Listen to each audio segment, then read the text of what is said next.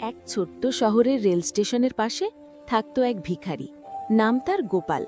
ছেঁড়া জামা, পায়ে জুতো নেই, হাতে একটা পুরনো থালা, এই ছিল তার সম্বল। সারা দিন সে মানুষের কাছে ভিক্ষা চাইত।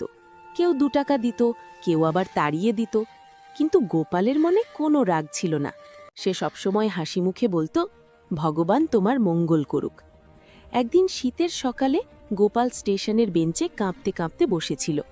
হঠাৎ এক ভদ্রলোক এসে তার পাশে বসলেন। তিনি খুব সাধারণ পোশাক পরেছিলেন।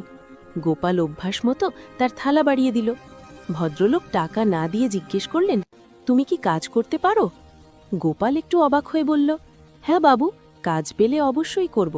ভিক্ষা করতে আমারও ভালো লাগে না। ভদ্রলোক গোপালকে সঙ্গে করে নিজের বাড়িতে নিয়ে গেলেন। সেখানে তাকে গরম খাবার দিলেন, পরিষ্কার কাপড় দিলেন। পরদিন তাকে নিজের ছোট কারখানায় কাজ শিখতে দিলেন।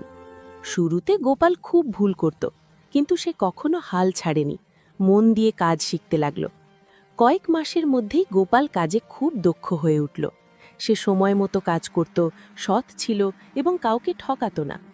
ভদ্রলোক খুশি হয়ে তাকে ভালো বেতন দিতে শুরু করলেন। ধীরে ধীরে গোপাল নিজের